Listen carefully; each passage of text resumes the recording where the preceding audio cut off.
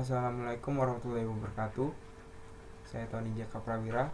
Saya dari kelompok 5 akan menjelaskan mengenai awal masuknya pengaruh Hindu-Buddha ke wilayah Indonesia atau yang pada saat itu masih bernama Nusantara.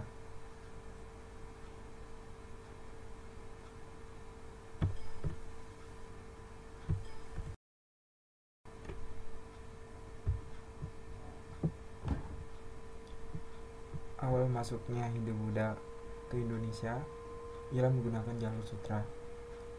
Pada masa awal masuknya pengaruh Hindu-Buddha, pengaruhnya banyak disebarkan di wilayah pesisir. Namun lama-kelamaan masyarakat pesisir lebih memilih untuk masuk ke wilayah pedalaman, sehingga banyak peninggalan Hindu-Buddha justru saat ini berada di wilayah pedalaman pulau, misalnya di wilayah Pulau Jawa.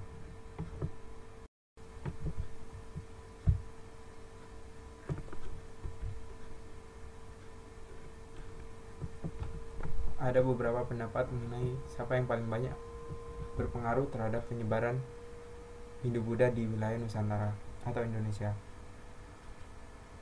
Pendapat pertama adalah hipotesis Brahmana, di mana dianggap bahwa Brahmana lah yang paling banyak mempengaruhi. Brahmana atau pendeta banyak diimpor pada masa itu dari India untuk melakukan ritual atau upacara keagamaan. Kedua adalah ksatria. Dianggap ksatria paling banyak mempengaruhi karena pada masa itu banyak terjadi perang, sehingga ksatria atau pejuang-pejuang dari wilayah daratan India banyak mengungsikan diri ke Nusantara. Ketiga adalah Waisya atau pedagang. Dianggap paling banyak mempengaruhi karena pedagang adalah yang paling mudah berbaur dengan masyarakat. Selanjutnya adalah Sudra atau budak.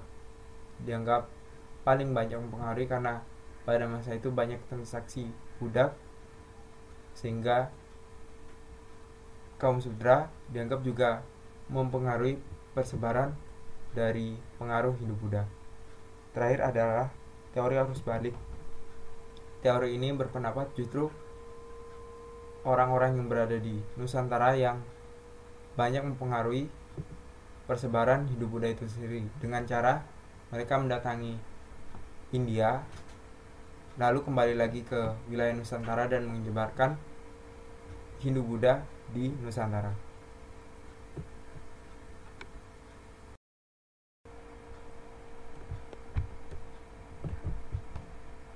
Dari beberapa pendapat sebelumnya, Waisya atau pedagang dianggap yang paling berpengaruh terhadap persebaran Hindu-Buddha di Nusantara.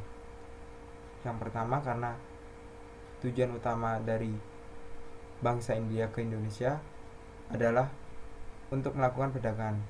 Kedua karena jalur sutra, fungsi utamanya ialah untuk melakukan kegiatan perdagangan.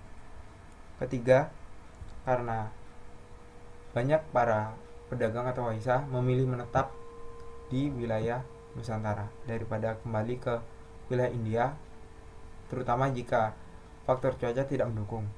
Terakhir juga karena para pedagang mudah berbaur dengan masyarakat lokal.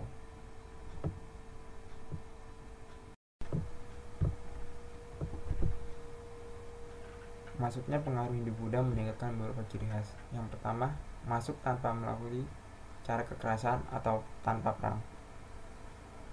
Kedua, mempertahankan dan berusaha tetap membaur dengan kebudayaan lokal. Kebudayaan lokal di sini yang dimaksud adalah kebudayaan yang berkembang sebelum Hindu-Buddha itu meluaskan pengaruhnya ke wilayah Nusantara. Selanjutnya adalah memodifikasi status sosial dalam masyarakat. Bentuknya adalah sistem kasta atau strata yang berkembang melalui agama Hindu. Ada juga istilah local genius, yaitu usaha penggabungan unsur-unsur atau kebudayaan yang bersifat lokal dengan yang bersifat baru atau dari luar, yaitu Hindu-Buddha itu sendiri. Sekian dulu dari saya. Mohon maaf sebelumnya. Wassalamualaikum warahmatullahi wabarakatuh.